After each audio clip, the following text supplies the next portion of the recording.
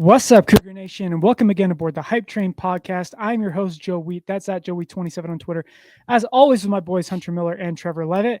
And brethren, I have a confession. I haven't watched The Cut yet. Oh, you're missing out on a banger. I'll one up your confession. I don't think I've watched a cut in over 2 seasons. Hunter. Buddy.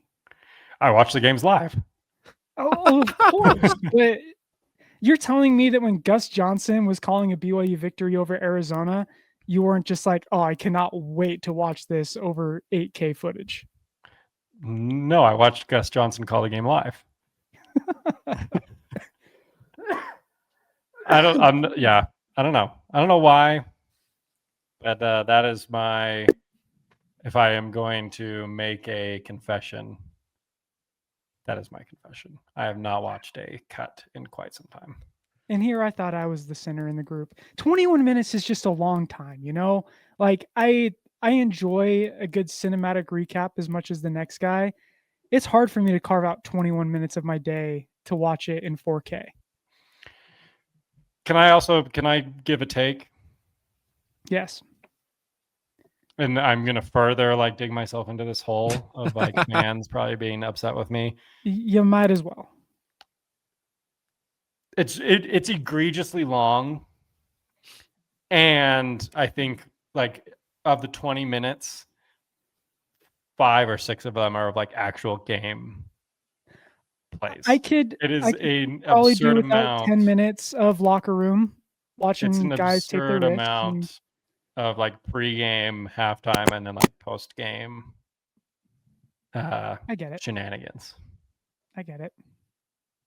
Trevor, I'm also now just looking at us like, what is your problem? I was gonna say my confession is I watch them within seconds of them getting posted. So Trevor sent a text in the group chat about it.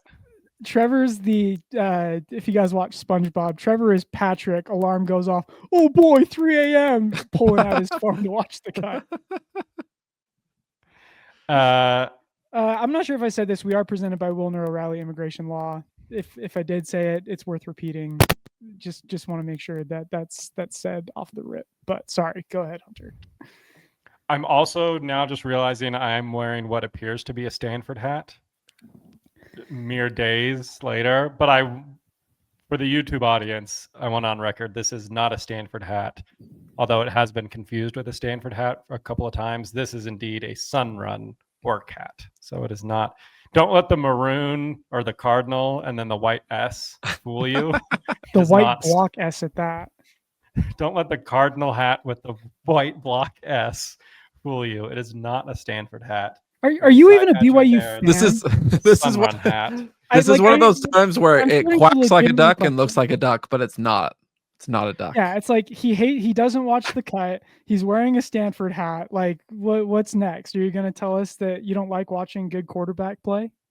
Is this now also the time to say that my grandpa, who has been a BYU professor for the last 35 years, I think wears a Stanford crew neck sweatshirt to every BYU game?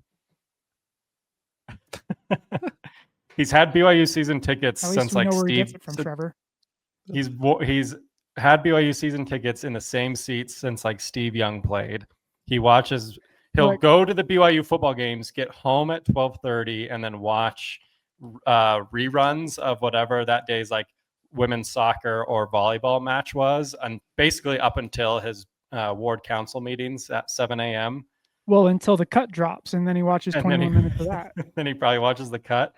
But I believe, at least in the cooler months, he wears a Stanford sweatshirt to every game. Now you're gonna tell us, Hunter, that you were traveling during the football game. Was your grandpa, sit down for this. Was your grandpa a Stanford alum? Yeah, he went to BYU for undergrad, and then I think got a couple of degrees from Stanford. First of all, awesome. Really, really cool for him. Second, I saw a tweet the other day that said the most realistic part about Avatar was that the lady scientist made herself a giant Avatar-sized Stanford T-shirt so that everyone on that planet knew that she went to Stanford. And I think that bears repeating here. I mean, it tracks. Oh, I love it. He did, I guess, he did just retire from being a BYU professor. So shout out to Professor Wood Miller, my man. Thank you for his service. A lot of civil engineers have that guy to thank. So nice. Yeah, our infrastructure and bridge systems.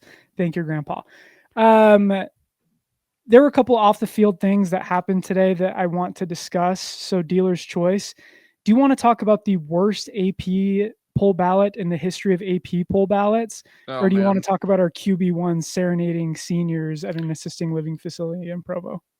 Let's do AP ballot first because it was so egregiously bad. And then we can just like stick to BYU from here on out. Okay. And this is BYU adjacent. What is wrong with the AP poll? Like if we focus on the BYU aspect of this, when BYU started the season, they were ranked 26th in the AP poll. There were 15 pollsters that put them on their ballot. Presumably half of them had no idea Jake Retzlaff wasn't on the team anymore, because as soon as BYU trots out on the field, they win 69-0. Those voters check the box score and go, oh shoot, what happened there? Their quarterback's gone, and completely dropped BYU out of the rankings, and they fell after winning 69-0, and they're still out of the rankings today, despite outscoring opponents 96-3.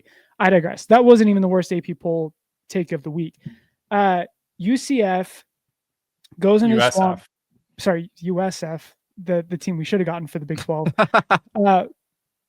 Walks into the swamp, beats number 12 Florida, or beats number 14 Florida, and there's an AP pollster from Southern California, makes me regret where I was born, moved Florida up 2 spots in the rankings while not ranking USF at all.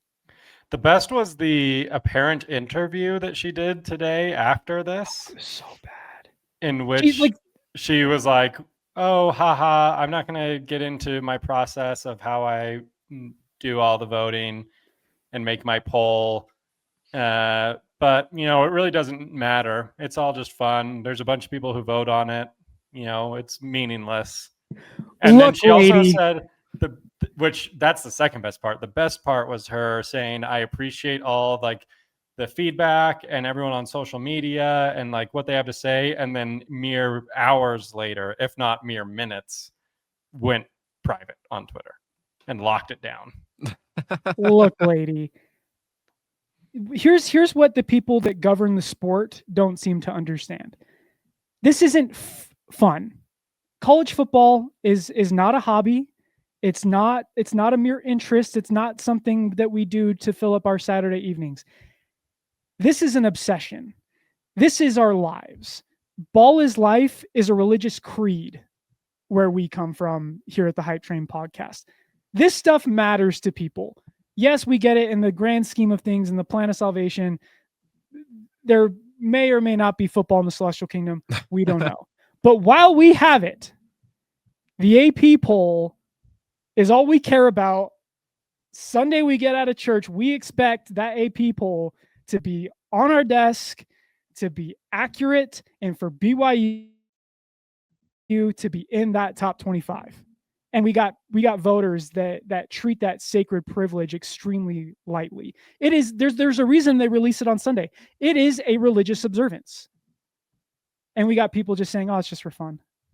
One of my favorite comments that I saw was I think it was like College Football Home, but they obviously like the clip of her saying like, oh, at the end of the day, it like doesn't really matter, like was going viral. And he's like, he said something along the lines of, yeah, this is bad, but have we realized that John Wilner somehow posts worse scores every single week? Well, that's what was hilarious. Like they rank the AP ballots from like best to worst, and she's in the middle. There were like 30 pollsters that had a worse ballot than she did, including John Wilner, who's just perpetually at the bottom. But I think the problem is that we expect it from him. He's doing it intentionally.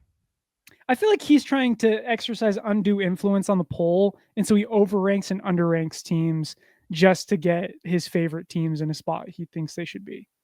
Okay, so this is the quote from Haley Sawyer I don't want to get too much into my process or logic. It's really fun, but it doesn't probably matter in the end.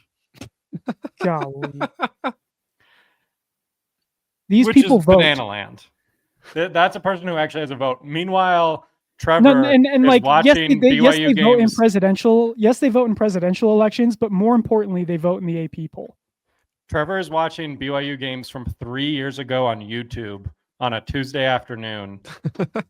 Meanwhile, this lady can't be bothered to watch a top 25 matchup between an alleged top SEC team, against a team that just had a big upset win over Boise the week before, and is probably going to be the G5 bid into the college football playoff. Look, don't talk to me until you tune in to Boise State Eastern Washington on a Friday night. This is the level of there needs to be a test. Like, yes, you need to be able to tell me the depth chart of the 2014 Ohio State National Championship. You need to tell me all three quarterbacks that played in that playoff run if you want an AP vote. Like, you need to tell me who Parker Navarro is. Where is Timothy Chalamet? How come he does not have a vote in all of this? Parker Navarro beat a Big 12 team, by the way, this week. Ball knower. It's crazy. And just the sheer amount of people that don't take it seriously. Like, it's one thing if it's like a couple of people, a one-off. Like, obviously we understand that the journalists in California are not going to be staying up, or super late to watch these other teams or obscure. Staying up, dude, they're in California. They're in the best time zone. That's true. Florida USF happened at 1:30 in the afternoon. She's like, yeah, I stayed up super late. I stayed up super late covering the game. Well, what were you doing before when the game was actually happening? Which this is sure. She has no excuse. I tried to be devil's advocate, and there's no excuse. It's crazy. And look, the AP poll has some flaws because there's no way that a beat writer can watch, 50 college football games that day because they have a job. They're at the stadium. They're covering the game. I get that. Breaking news. Like, you should know the score of every single team that you ranked in your ballot that week. The fact that you just, and I like this that she said too. She's like, well, like, how do you pick your teams in your ballot each week? Well, she goes, well, team performance that week, a couple other factors, stuff like team culture. Like, what is culture? Is there a team with worse culture than Florida? They have Florida had a defensive lineman spit in the face of an opposing player. and that was the reason they got into field goal range at the end. But yes, that's the former culture. Tight end this week came out and was like, yes, the coach is the worst. He accused me of faking concussions. They had another tight end that did something allegedly worse. Yeah. No, I mean, is that alleged? I thought that.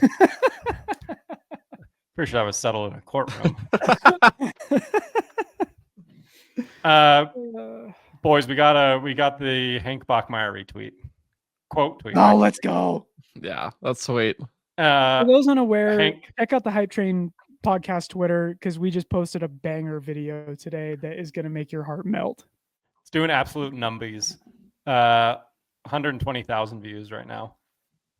But Hank Bachmeier retweeted a video of Bear and Tiger playing country roads at a Provo retirement home on Sunday following their win over Stanford. Revenge game win over Stanford.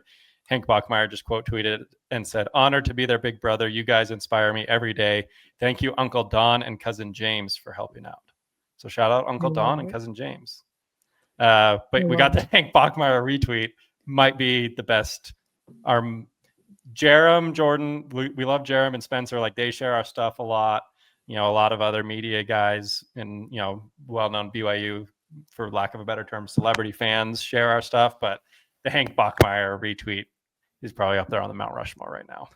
If you guys had watched the cut, you would know that Bear Bachmeier was in the cut too.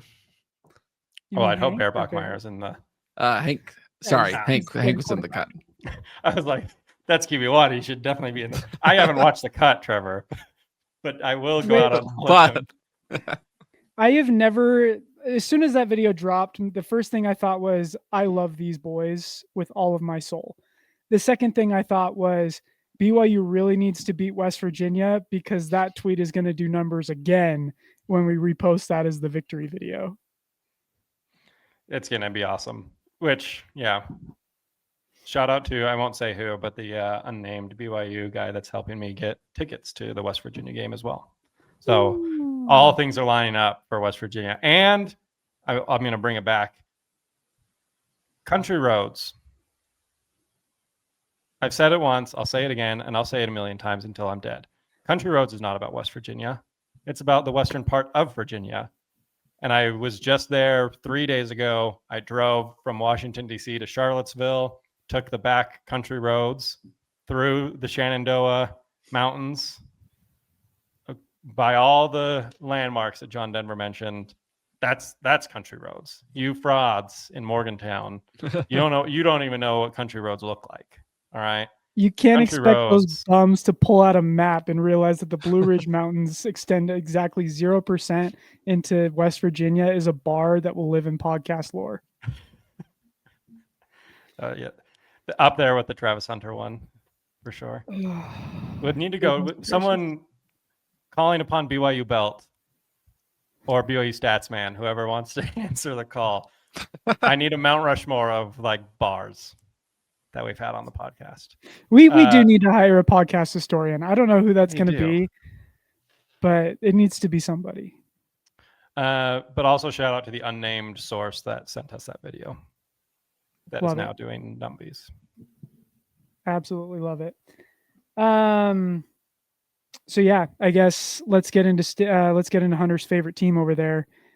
Takeaways from BYU's 27-3 win over Stanford. Is the offense bad? I'm going to say not as bad as you think. There's 3 plays. Chase Roberts drop. That's a BYU self-inflicted. No one to blame there but ourselves. You have the holding call that wasn't a holding call. And you had I forget who it was, whose entire body was over the goal line. That they then LJ said, Martin. Was that LJ? His entire, I didn't know if it was LJ or Sione or whoever, but entire body over the goal line. And the ref just runs in and marks it a half yard short. Obviously, the false start on the next play is a self-inflicted wound, but we should have never even gotten to that point. It was such a clear touchdown. I could see it on my 6-inch monitor on the back of a Delta flight TV. That was a touchdown. And the refs who was standing right there couldn't see it. So those 3 plays just go the opposite way. And we're talking about a 39-40-3 win. And there's no discussion to be had about offensive struggles. Oh, and I'll even throw one more in there. Parker Kingston's drag route over the middle in the 2-minute drill. There's only one guy over there. He beats that player, he scores, but instead he throws a. Here's part of my issue with the BYU receivers. It almost looked like they were surprised when the ball was thrown their way, and so each time they would just throw out their hands late and almost volleyball set it into the air. Like it was just the most bizarre game. But like for some reason, the BYU receivers and the officiating crew, for whatever reason, just played and called the game as if they were also excited to get out of there. Like they were kind of bored and wanted the game to end, because there was another play where Stanford's quarterback threw the ball into the dirt and it was called a completed catch. No review on that one either. Like the entire game just felt sloppy and poorly managed, not just by the officiating crew, but particularly, certain aspects of the offense. That it just, I don't know. The good news is I felt like every single problem that the offense had was pretty much narrowed down to 4 plays, and all of it is fixable. Yeah, it just boils down to execution, and maybe a loss of focus. Balls that should have been caught that weren't, and yeah, the thing that pained me most about the holding call that took the touchdown off the board for Parker Kingston was the fact that it was textbook, and A-Rod addressed it as such. He called it a perfect block. But for me, like, is an offense that executes poorly and still scores 27 points against a P4 opponent, albeit a bad Stanford team, like, is that offense bad? I don't believe so for a second.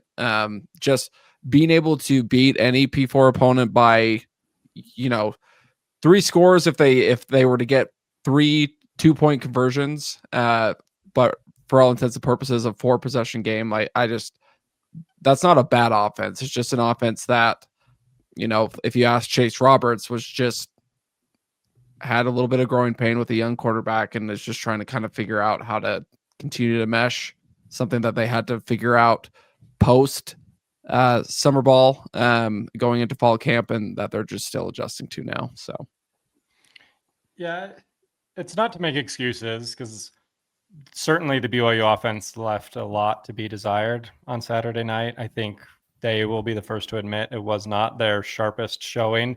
A lot of self-inflicted, penalties, mistakes, drops, guys out of position. It just, I think A-Rod himself, just didn't call a great game.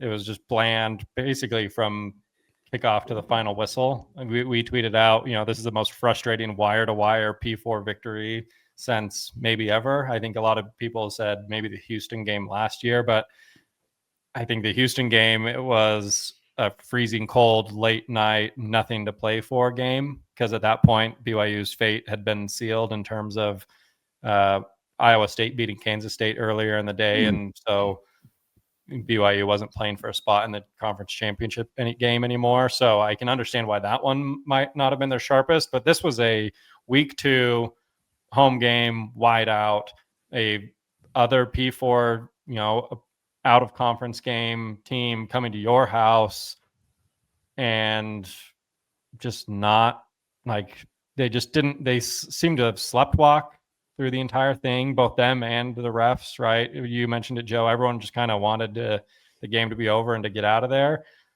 And just the energy and the, I don't want to say like the want wasn't there, because I'm sure BYU wanted to go out and play well, wanted to win, but it just didn't seem like there was any urgency from BYU to go out there and, really impress the fake AP voters that don't even watch the games to begin with. So let's play the Ben Criddle game of accountability pie. The pie chart of accountability. Sorry, the pie chart of accountability. Presented by. I'm gonna list a couple factors that made the offense perform poorly that I've seen on social media, and I want to get your take on where kind of the blame falls. Aaron Roderick's play calling, the offensive line, the quarterback, or the wide receivers. I'm going to say 30% wide receivers. I'm going to say 30% offensive line. And that leaves me with what, 40% left? I'm going to say 25% Roderick, 15% Bear. I'm gonna go. Jeez, it's tough.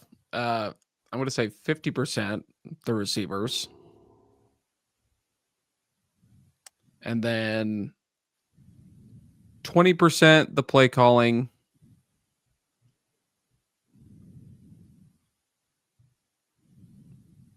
and then 15% offensive line, 10% Bear. I just didn't feel like the offensive line was responsible for like much. I actually think I agree with Trevor, and this is part of why I left the game with more hope, because like watching it, you would think, oh, Bear got sacked 3 times. The offensive line was terrible. The offensive line only allowed 5 pressures the entire game. The issue, like when you actually watch them match, like their matchups, when the protections were called correctly, the offensive line actually dominated that game against a really talented Stanford defensive line. Like there's some dudes on that defensive line, to quote Wyoming's coach, there's some ass up there at Stanford. Big old boys. So the offensive line I thought actually performed really well. Three of the top, I think it was Cam Mellor at Pro Football Network or College Football Network, one of the two, had Andrew Gentry and Isaiah Jota as two of the top 5 tackles in the country as far as grades go against Stanford. Like the offensive line, I thought actually played really well. The reason I agree that the receivers were 50% of it is that you had 4 drops in this game, all of them on screen passes, that if you catch 2 of them, BYU wins 35-3.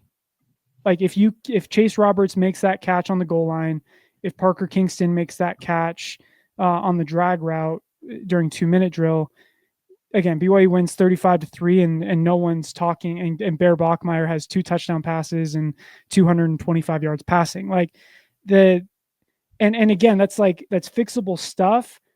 I will say, I'm not worried about. I am a little worried about Kingston. Yeah, what's the panic meter on Kingston? Because I think we all agreed coming in, like, fine receiver, his big play ability and his threat is as a punt returner, and has seemingly now been benched as the punt returner after consecutive games with fumbles. Which he has been benched. Like that is confirmed by Kelly Papinga. That's tough. Because other than returning punts, like when was the last time you saw with his speed, you'd think that his role would be taking the top off the defense. When was the last time you saw Parker beat anyone deep on a go route? It just kind of feels like his reps have been limited to that same drag route across the middle and the occasional double pass. I feel like although when that inevitable double pass hits, it will be electric. It's sometimes maybe good, sometimes maybe blank. That is the Parker Kingston story, but like I kind of feel like at this point his reps would be better used by a guy like Cody Hagan, who is just as fast, has better hands, is bigger, and doesn't fumble the football every time he gets touched. Like and again, like I really like Parker, the guy, and I want him to succeed. He's made some really massive plays for BYU. We expected him to come in and be an All-American punt returner this year. But I mean, he was bad. Like if the pie chart of accountability, he's probably 60% of the pie chart of why I thought the offense was bad. Yeah, it's boom or bust feels like we're underselling it. And it doesn't help too that and we had talked to this was like maybe a month and a half ago about the importance of like having a coach that understands special teams. It doesn't help that the moment you bench Parker, that Tiger Bachmeier busts out like a 45-yard return, and it's like, man, like if anyone can do it, why would we put the ball in harm's way if you're going to put it on the turf? And that's Cody Hagan had a 44-yard kickoff, right? And so it's just one of those things where, do I believe that Parker is enough of a potential game changer with like his speed and shiftiness that he's going to get a chance? I think so. I think if we're honest with ourselves about how Kalani views football and its relationship with the gospel and redemption and forgiveness and all these different things, like Parker's going to get another shot at it, and I hope he's ready. The problem is the window of opportunity, especially as Joe, you mentioned with Cody Hagan and with Tiger Bachmeier, like the window is smaller than it was before. And so he's going to have to work at it. The beautiful thing about it is I think all the receivers take a lot of responsibility and accountability for what transpired on Saturday. And so we're going to learn a lot about them and how they respond, but yeah, I was impressed with Tiger and Cody stepping in there and immediately, making plays. That's kind of what you need, especially now with JoJo Phillips getting surgery. But yeah, Parker's got a little bit of an uphill climb, it feels like. Well, and I was going to mention that, like, the reality is BYU is going to have to lean on Parker now more than ever, with JoJo Phillips missing the next, several weeks, and time will tell whether he comes back at all this season. But we're in a situation where, like, maybe Parker takes a step back, Cody takes a step forward, and it's, business as usual. Tiger fills in as the kickoff and punt returner, and you kind of just keep the well-oiled machine going.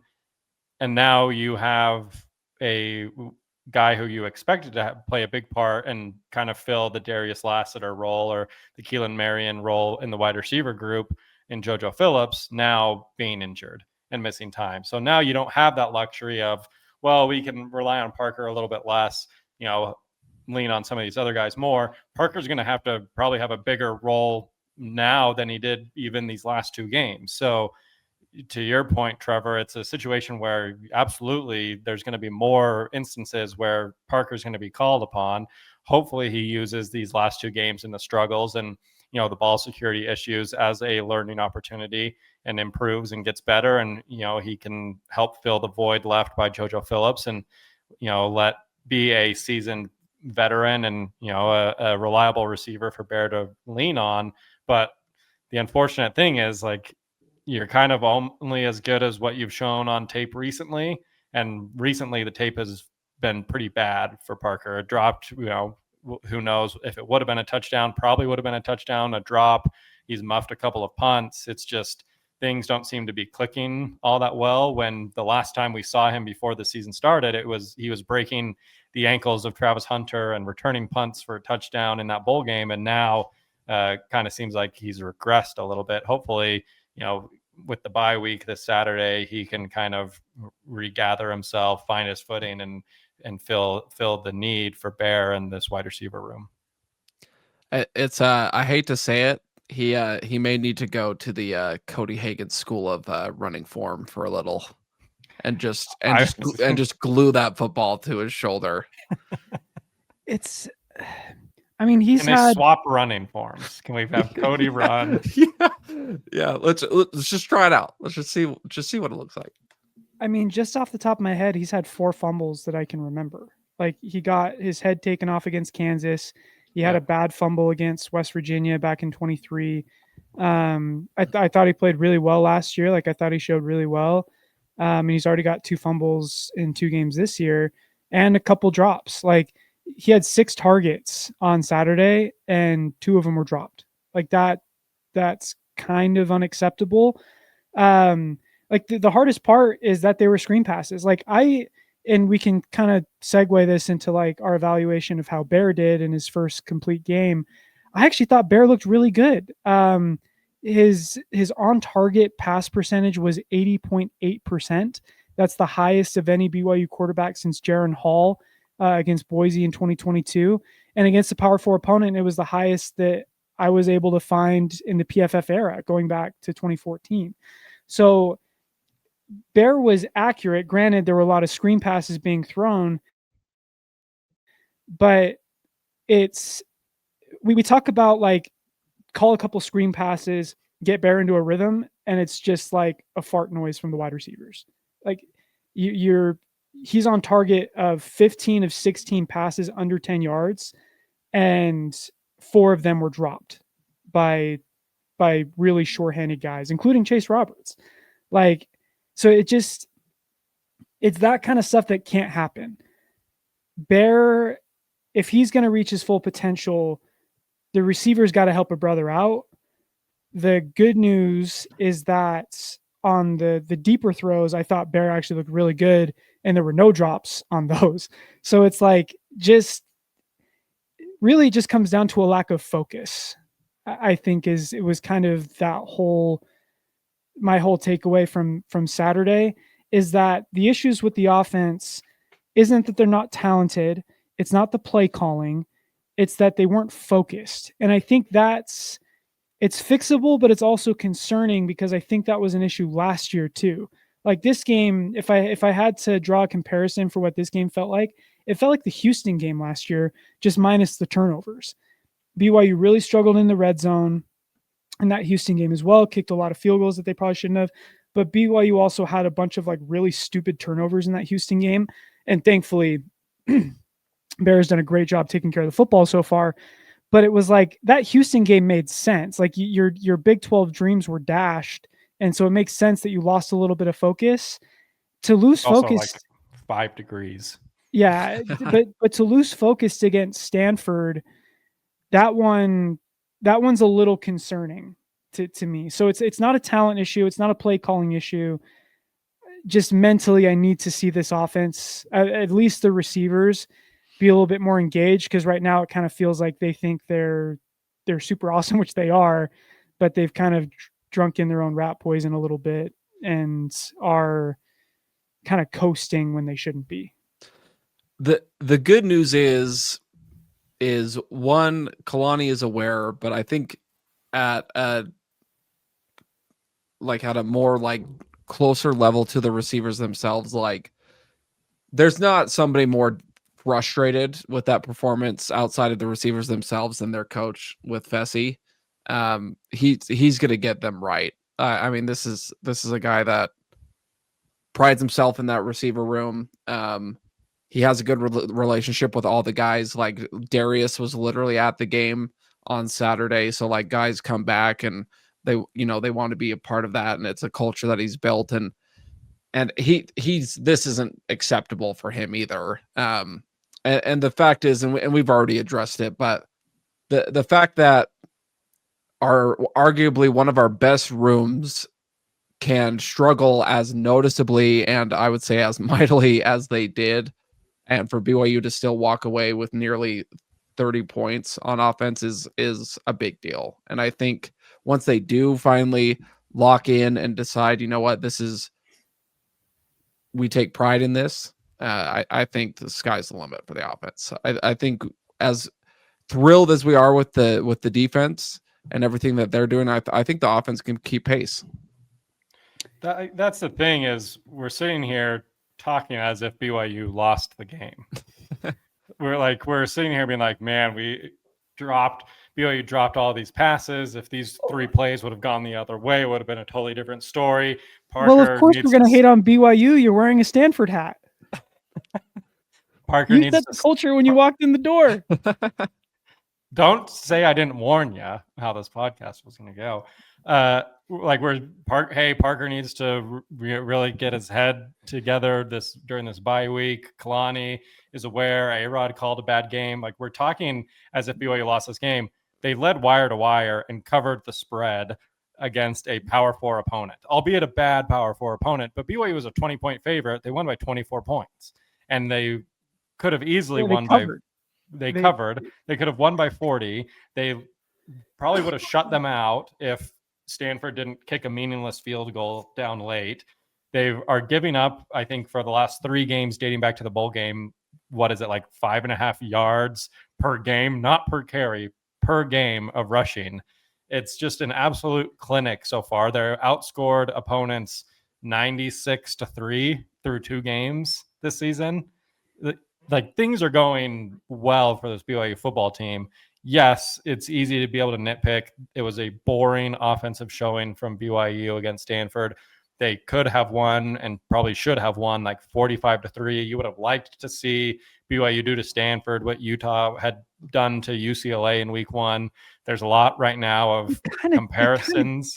That's like the frustrating part is like, that's the thing is, but no one watches these games. It's just scoreboard watching, right? So like when we're talking Twitter arguments, it's BYU could only beat Stanford by 24 points. Meanwhile, Utah beat UCLA by 40. Like it's a lot of peeking over your shoulder, comparing right now, because it's 2 programs that obviously are, not friendly towards one another. And there's a lot of talk all off season, and there's a lot of anonymous Twitter accounts now, and the game has changed. And it's just, if in a vacuum, when you are looking at what BYU did on Saturday, 95% of it was overwhelmingly positive.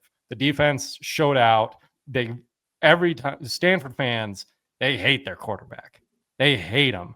And I think Andrew Luck hates him.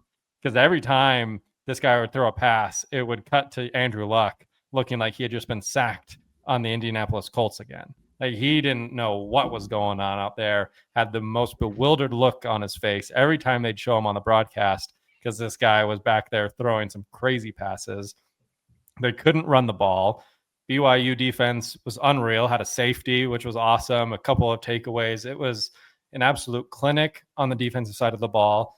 And the offense still like moved the ball well. I think, Joe, you tweeted out and mentioned it in your article. They gained 60% of their available yards, which, you know, you and I don't see eye to eye on, but it is, I will give you and concede that is indicative. It is indicative of the team being able to move the ball. It was red zone issues and dropped passes and penalties once they got close. And obviously Will Ferrin had to kick a lot of field goals, but who doesn't love when Will Ferrin comes out and kicks some field goals? It's what the people pay to go see when they buy a ticket to LES. So all things considered, it was a victory against a power opponent, an out of conference opponent coming into LES. This was not a Portland State, Sam Houston slugfest, not at all type of game for BYU. It was simply, hey, this holding call doesn't get made, and Chase catches that pass, and BYU wins by 40. So yes, you watch the film, you learn, you maybe come out against East Carolina, hopefully with a little more urgency. But other than that, like, it was successful in 90% of the ways that it could have been. I just want to be clear on one thing. Like, the fact that we can spend 40 minutes talking about the bad in a 24-point win kind of explains how good this BYU team actually is, because we think they played 40 minutes of discussion worth of bad and they won by 24. They are so far away from their ceiling right now. Like, 10 of those minutes were this AP voter sucks. Very, very true. My Hans Olsen kind of had this take, and I thought it was interesting that he actually left the game feeling more positive about BYU's offense than he went into it. And I kind of agree. Like, I think this BYU team has the potential to be better than last year's team. One, because the defense is an absolute juggernaut, and we'll get to that in a second. We got to close the show with the good. But I thought the offensive line was awesome. LJ had 110 yards, averaged 6 yards a carry, had another long breakaway run. Bear Bachmeier got better as the game went along. Like, it's very clear to me, like, and you can be frustrated as you want with it, that Aaron Roderick, like, he's not a bad offensive coordinator, but he's a do what it takes to win offensive coordinator, not a style points offensive coordinator. And that drives BYU fans nuts, because we like the days of yore where BYU scoring 40 points a game. That's just never going to be it. Like A-Rod said on Coordinator's Corner, that at halftime, they came out in the second half with the game plan of, like, let's just win the game. Let's run a bunch of plays that are day one install of spring ball and fall camp.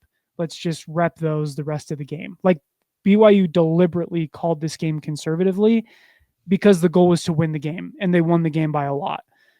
What impressed me is that as the game went on, it felt like the offense was opening up a little bit. That 40-yard deep ball that Bear threw to Chase was like water in the desert, man. Like, that was an absolute dot. I thought Bear looked really calm and poised under pressure, which is more than can be said for Jake Grelt last year. And he's completing, like, when was the last time Jake completed over 60% of his passes against a P4 opponent? Like, once all last season. So the fact that Bear is this accurate, he hasn't made any mistakes yet. Like, I feel like the ceiling of this offense is as high, if not higher, than last year based off of what I saw on the field on Tuesday. Like, if this is your week 2 bad offensive game, which a lot of teams had across the country, this offense could be really scary. And when paired with the defense that we've already mentioned is absolute savage, this BYU team could be really good. Yeah, it's hope is my favorite word, not just even for like football, but just like in general. And the hope is, and I think it's more than that. The belief and what I know is that every day and week that passes, Bear Bachmeier is going to get better. I thought Joe mentioned this. I thought he looked, despite not having the 5 touchdowns or whatever, he looked noticeably more comfortable against a better opponent than Portland State after just 1 week. And it really feels like he's settled in. And on top of that, just we talked about it a little bit at the beginning of the show, but he's just kind of settling in everywhere, isn't he? Like he's finding ways to serve the community. His family has just embraced BYU. Like Hank was at the game, like cheering him and Tiger on. Like every single week that he becomes more familiar with everything that is BYU, be it football and everything else, is just going to be a positive for him. So excited to see what he looks like after a couple weeks. Obviously, he's got this whole bye week to just. Kalani said, like, it's unless you're injured, we're practicing. Like, it's not one of those bye weeks where they take most of the week off and then bring everything back to a head on Monday. They're practicing. They would have practiced today. They're going to continue to practice through the week. And I'm just so excited for these guys. And I'm sure we'll talk about it right now, but we got to talk about Jack Kelly because that guy he's a freak. I am prepared to steal a take from Nate Slack that Jack Kelly and Isaiah Glasgow are the best linebacker tandem in BYU history. And I'm honestly not sure it's close. Like BYU's had better linebackers than those two. Probably only Kyle Van Noy, Fred Warner, and maybe a guy like Rob Morris.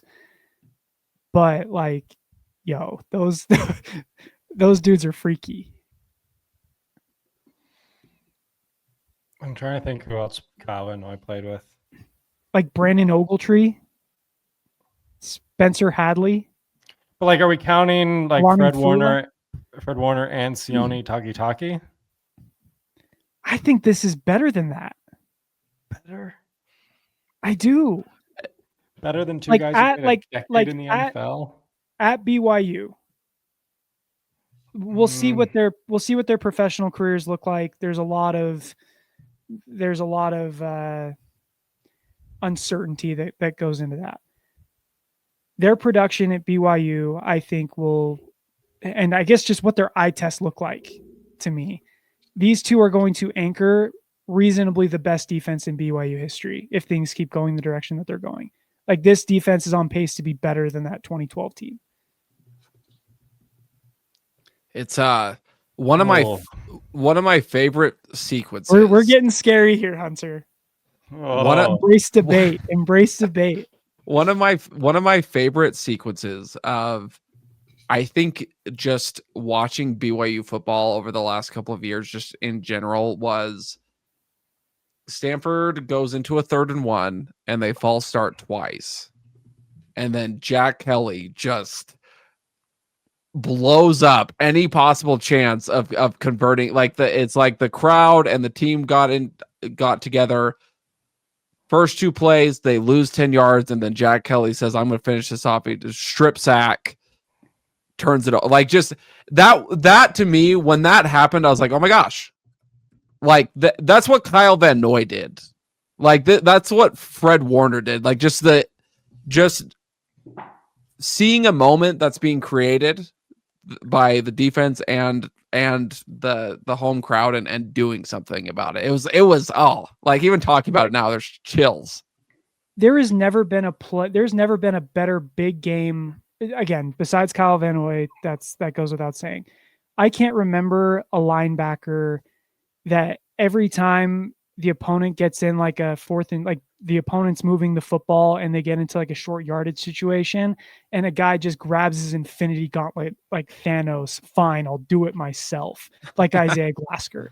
Because like he did it against Arizona State last year. No one could stop Cam Scadaboo. Isaiah Glasgow had 2 4th down stops against Arizona State. Stanford starts moving the football down the field. They get down 1st and goal from the 3. And Isaiah Glasgow is like, nah, we're not allowing a touchdown until late September. Let me take care of this. and stops their running back for a 7-yard loss. Like it's just the fact that it feels like they can turn it on and off at will, that I don't like. BYU just hasn't had here we go, Hunter, with that boy nice watching. I just haven't had a linebacker tandem that has made me feel this way in my life at BYU. Here's the problem is silence. If Fred Warner and Sione Takitaki played on any other team other than the 2017 team, they did. It was 2016. Yeah, but like it just was a not very fun couple of years as a BYU fan. I get it. And it just, I think it's their reputation and the way we look back on their careers is skewed because we see the year 2017 next to their stats and everything. Like, for example, Sione Takitaki's 2017 season, which for the record is his second best statistical season after 2018, but his 2017 season alone is equal to Isaiah Glasker's career numbers in terms of tackles and sacks. And if we're looking at just statistics. Now I get, Joe, you mentioned the eye test, and the eye test for Isaiah Glasker is awesome because he wears a neck roll and Jack Kelly is in everyone's face and they just look awesome. Like on tape, they pop, and I get it. But to be they are the best linebacker tandem already when they've only played one season together over guys like Sione Takitaki and Fred Warner, when again, I'm not even talking about Sione Takitaki's best season. I'm talking about his second best season, 79 tackles, one short of Isaiah Glasker's career 80 tackles. It's just, it needs to be I need to see a little bit more. Now, again, we'll see how the rest of this season goes, because if it goes the way it's been going with the defensive dominance, especially in stopping the run, I think, they have a case to be made. But I think game 2 in year 2 is early to be proclaiming this is the best linebacker tandem of all time. They played 14 games together. Prisoner of the moment, man. And they also time to be a prisoner of the moment. My eyes tell me what my eyes tell me. Trust me, I've done it, and I will always be a prisoner of the moment. They also have the benefit of playing on a J Hill defense with actual good corners and defensive line where they're getting to the quarterback. The coaching is just obviously, I think, head and shoulders better. Imagine for a second. I want you to close your eyes and imagine Fred Warner and Sione Takitaki. All I can think about is 2 strip sacks from Isaiah Glasker and Jack Kelly against Stanford. That's all I can see right now. Just imagine, though, if you could for a moment, the havoc. It would look like what Isaiah Glasker is doing. It would look exactly like what Isaiah Glasker is doing. It wouldn't, because it looked BYU better. Jack Kelly play like Sione Takitaki, Jack Kelly would have 12 sacks. Joe, Sione Takitaki was putting up Isaiah Glasker career numbers with Elisa Tuiaki as his defensive coordinator. One season, so that doesn't mean anything to me. No, that's not true. He had 74 tackles last year. Isaiah Glasker's first snap at linebacker for BYU was last season. That's not true. He played 8 games in 2023. He was hurt most of 2023. He was hurt for 5 games worth. Give me what was Isaiah? What was Isaiah? Give me Isaiah Glasker's stat line from last season. 70 tackles, 3.5 sacks. Okay. Yeah, pretty good. It's good. Dare I say great? Well, hold on. I feel like we're taking. He had a pick 6 in there. Yeah, he had interceptions, multiple interceptions, a touchdown, multiple forced fumbles. Again, okay, the guys but 12 days of Christmas first. So 70 tackles, 3.5 sacks. I think he had 15 tackles for a loss. Sione Takitaki in 2017 had 79 tackles, 13 tackles for a loss, and 5 sacks. Okay. Well, Glasker's going to do that. And that was with Tuiaki. as a defensive coordinator on like the worst BYU football team since 2003. Hunter's calling Glasgow a J Hill merchant. No, I'm saying that the entire defense benefits from having an absolutely unreal coach. No, I And agreed. They're agreed. recruiting. No. They're not recruiting 2-star diamond in the rough people anymore. They don't Which have Isaiah Mr. Hadley Glasgow start coaching. diamond in the rough player. They have an NFL defensive lineman coaching the defensive line, not a former BYU defensive back coaching the defensive line. I get it. Like if you ask me, you can start your defense with one of these players, Sione Takitaki or Isaiah Glasgow. I'm picking Isaiah Glasgow every time. That's fine, and I might as well. But if we're not talking 1-to-1, we're talking tandems. And I'm comparing the second best player in the tandem. I didn't even mention Fred Warner. Okay, I get it. I would also pick Fred Warner, but over a Jack Kelly. But Jack Kelly, would you pick Isaiah Glasgow or Fred Warner? Honest. I need honest Joe here. You've been a day one Glasgow guy. I get it. I get it. I've been touting Isaiah Glasgow since fall camp of 2023. It's hard because I know that Fred Warner is the best linebacker in the NFL. So it's like I can't not pick Fred Warner. I'm between a rock and a hard place here. But just the aesthetics of having a linebacker with eye black dripping down his face, a neck roll, 6'5", 245, runs like a deer, leads your team in every defensive category. How even, how am I not supposed to get excited about that?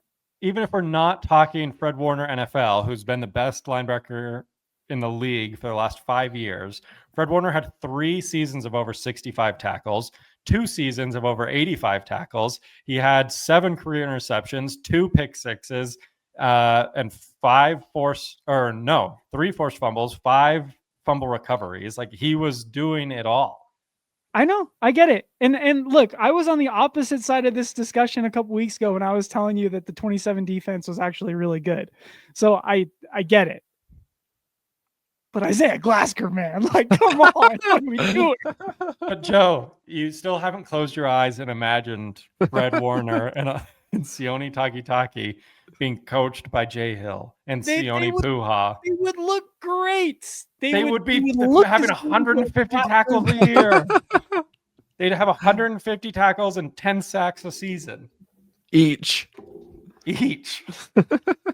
I'm just saying, offenses right now are trying to get the ball away from those two as fast as they possibly can, so the tackles numbers are going to look a little deflated.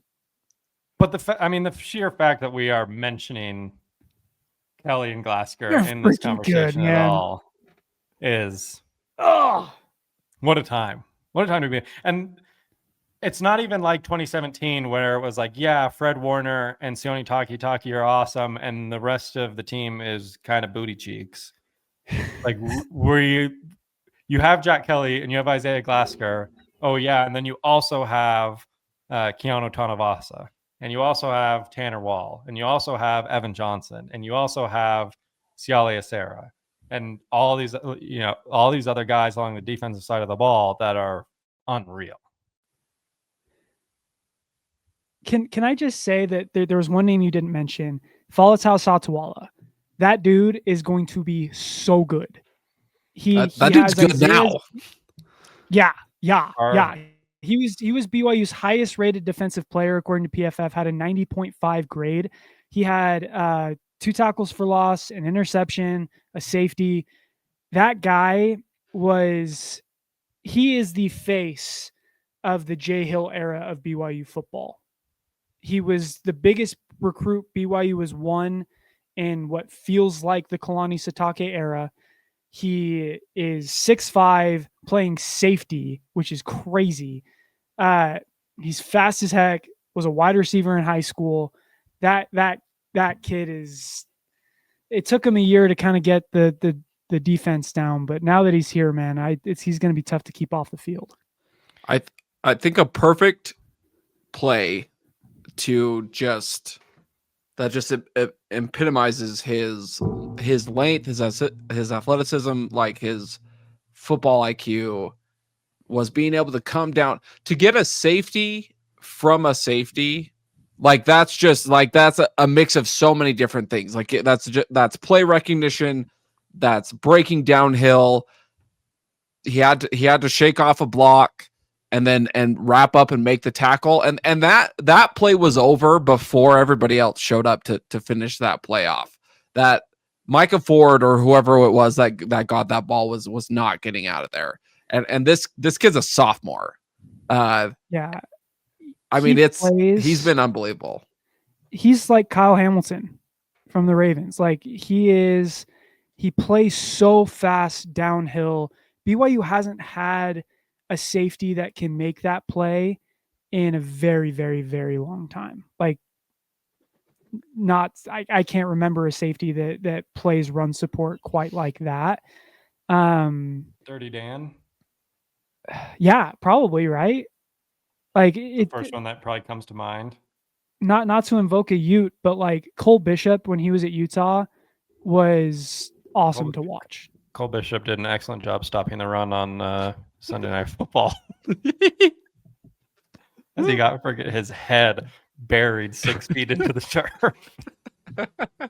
But when he was in college, no. But who amongst us in his shoes wouldn't have had the same ragdoll-like response to trying to tackle Derrick Henry? I wouldn't, because I would have a shovel in hand burying myself in advance. Our Odeon player of the game, Satuala? I think it's got to be Satuala. It's got to be. I feel bad for LJ because it's like back-to-back games of over 100 yards, but he still hasn't been able to find the end zone through 2 games. And one of those games, BYU scored 70 points. And everyone was scoring rushing touchdowns. He did find the end zone. He did find the end zone against Stanford. Although I will never forgive those officials, man. They were so bad. Was that worse than the Zach Wilson one, you think, in the Hawaii Bowl? No. Zach Wilson was bad. Like, at least LJ, you had the benefit of the doubt that he's being covered by like 8 315-pound men. The problem was Zach all Wilson, 8 of them were in the end zone. Yeah. But like the Zach Wilson one, the ball, like there's a defender in, like, even if you didn't have the end zone cam, there's a defender standing in the end zone. The ball is over his shoulder. The player is standing in the end zone. The ball is over his shoulder. And they're like, sorry, not enough conclusive evidence.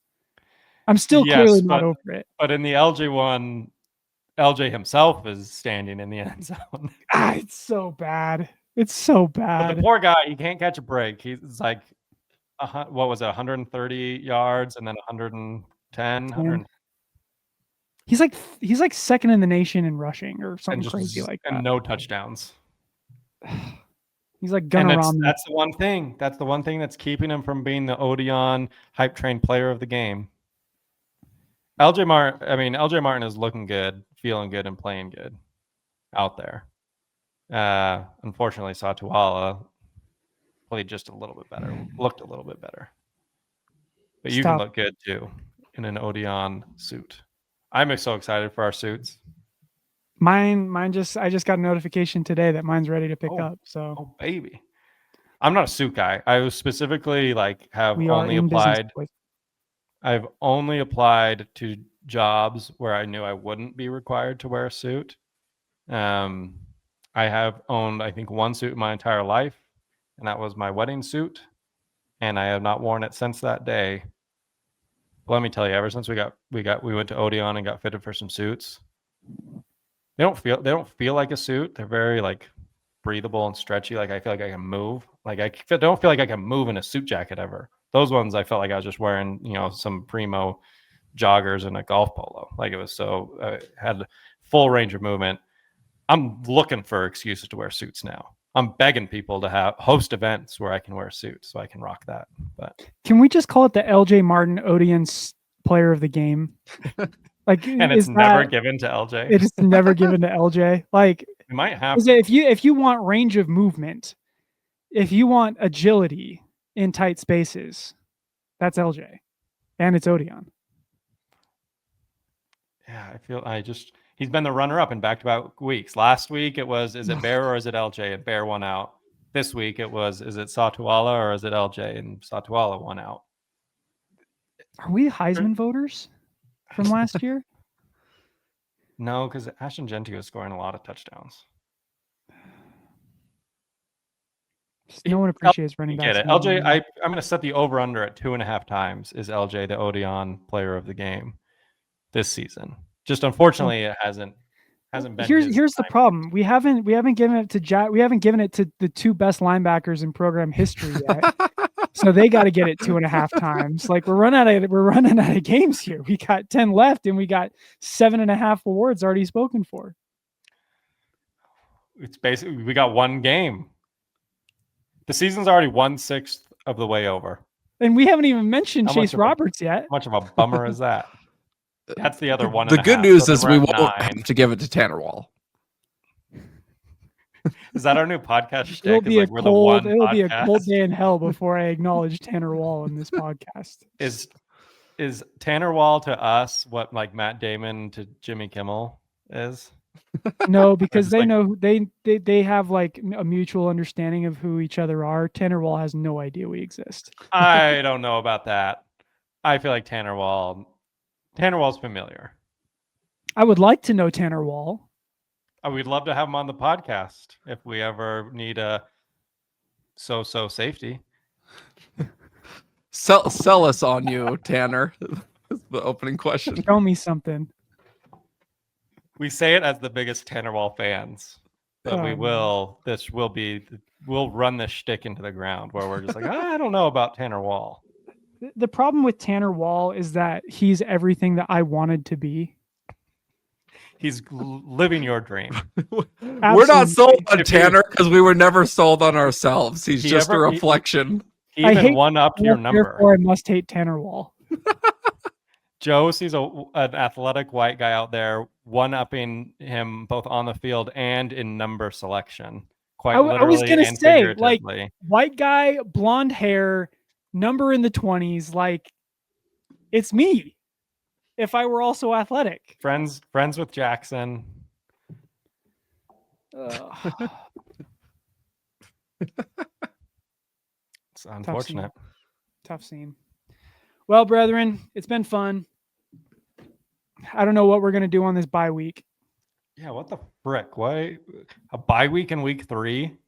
What is this nonsense? I mean, it's probably good for Bear and the receivers to get on the same page and all that, and Kingston and all that good stuff. But sucks for me because now I got to go to a pumpkin patch or something on Saturday. Oh, yikes. Yikes. It's not pumpkin season. It's like 80 degrees this week. Dude, we're already decorating. That's a bummer about like moving is we're gonna like move into the new house a few days before Halloween. So it's like Halloween decorations are packed away. We're not decorating this house. We're not gonna get into the new house in time to decorate. So basically Halloween is canceled for us. Yeah, I get it. That was Christmas for us 2 years ago. Yeah. Anyway, Cougs by a billion. We're going to own this bye week. That's for sure. Go Cougs.